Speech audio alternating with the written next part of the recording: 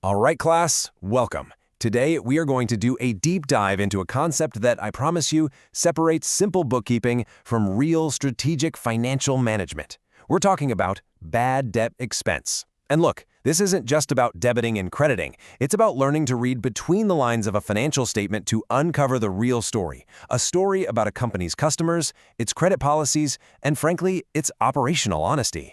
So, let me start by asking you this. Just think about it for a second. You pick up a company's annual report, and you see the headline, $1 million in sales. What's your immediate reaction? Probably, wow, they're doing great, right? But what if a huge chunk of that $1 million is never, ever going to be collected? All of a sudden, that big, shiny number feels, well, a little less truthful. And understanding that gap, that space between a reported sale and cold, hard cash in the bank is precisely what's going to make you a sharp, effective business leader. So here's our game plan. We're going to build this understanding logically, piece by piece. We'll start with why this is even an issue to begin with. Then we'll define our terms, look at the two ways accountants handle it, and then, and this is the most important part, we'll see how this stuff impacts actual real-world business decisions. Okay, let's jump right in. To really get our heads around bad debt, we have to start with the world that creates it, the world of credit sales. You have to understand the vast majority of business, especially business-to-business transactions, doesn't happen with someone handing over a briefcase of cash. It runs on credit. Think about it. Business really is built on trust. A company delivers a service or a product today, and in return, they get a promise, an IOU. In accounting, we give that promise a formal name, accounts receivable. It shows up on the balance sheet as an asset because, well, the company fully expects to be paid that money in the near future. And that word right there, expects, that is the little hinge on which this entire massive door swings. So if you've extended this trust, if you've made the sale, you've recorded the revenue, you've even delivered the goods, what is the one fundamental, absolutely unavoidable risk that is now baked into that transaction? What's the problem with a promise? While the risk is that promises can be broken, the simple, unavoidable reality is that some customers, for whatever reason, will not pay.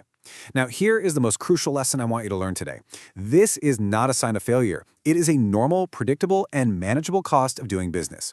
Seriously, think of it just like you think of the electricity bill. If you want to do business on credit, and you have to be competitive, you will have some bad debt. A smart manager doesn't try to get it to zero. A smart manager learns how to predict it and account for it properly. So if we know for a fact that this is going to happen, what do we do about it? We can't just ignore it and hope for the best. That would be dishonest reporting. So accounting provides us with a solution, and that brings us to the core term for our lecture today. Now, this is the textbook definition, and every word here is important. Let's break it down. First, notice the word estimated. This is key. We don't know with 100% certainty who won't pay, but based on past experience and industry averages, we can make a darn good guess. Second, it's classified as an expense. This means it's treated as a cost of generating that initial sale. And because it's an expense, it finds its home on the income statement, where its job is to directly reduce a company's net income, its profit. So let's strip away the jargon. What is this? Really, it's just honesty. It's the company formally recognizing the cost of doing business with customers who, in the end, won't pay their bills. If you make 1,000 sales and you know deep down that 20 of them are probably going to go bad, then the profit from those 20 sales was never really yours. Bad debt expense is how we make the financial statements reflect that truth. Okay, so we've established the what and the why. Now, let's get into the how. How do accountants actually calculate and record this expense? Well, there are two primary methods, and the choice between them isn't just a technicality. It tells you a lot about whether a company is forward-looking or just reacting to the past. Here they are, the allowance method and the direct write-off method. Think of the allowance method as being proactive. It looks ahead, estimates the bad debt that will likely arise from this period's sales, and records the expense now. The direct write-off method is reactive. It just waits and waits until a specific customer's account is officially hopeless, and only then does it record an expense. This difference in timing is absolutely massive because only the proactive approach, the allowance method, adheres to one of the most important rules in accounting, the matching principle. And this principle, you need to tattoo this on your brain. The matching principle is the bedrock of accrual accounting. All it says is that you must record the expenses associated with generating revenue in the very same period that you record the revenue. So, if you make a big sale in December, the cost of that potential bad debt needs to be recognized in December too, not next July when you finally give up on collecting. Waiting, like the direct write-off method does, gives you a distorted picture. It makes December's profits look artificially high and July's profits look artificially low. It's just bad reporting. Now, you might be thinking, okay, Professor, I get it, it's a rule. But this goes so far beyond just following rules. This is about information quality. As future managers, you are going to use these financial statements to make huge decisions. Who to hire, what projects to fund, whether to expand. If the numbers you're basing those decisions on are fundamentally flawed, you are steering the ship with a broken compass. So let's make this tangible. Let's imagine a startup. We'll call them FutureSoft. They're new, they're hungry, and they just had a fantastic quarter, $1 million in sales. They're using this simple direct write-off method because it's easier. And since no one has officially gone bankrupt yet, they record 0 for bad debt expense. Everything looks rosy. Now, look closely at this table. On the left, we have what FutureSoft reported, a very handsome net income of $300,000. But look at the column on the right. This is the truth. Based on their industry, a realistic estimate for bad debt is about 5%, or $50,000. The company's actual profit for the period was $250,000.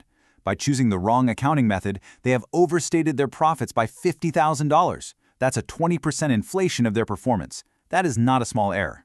And this is where the dominoes start to fall. The CEO sees that $300,000 profit and thinks, we're killing it, let's pay out huge bonuses. But they're paying those bonuses with real cash, based on profits that don't actually exist yet. Then they take those inflated numbers to investors to raise their next round of funding. Those investors are now making decisions based on misleading information. It creates a completely false sense of security and can lead a promising company right off a cliff.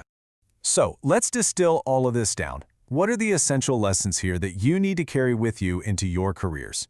These are the ideas that will help you avoid the common pitfalls I see students and even seasoned professionals make all the time.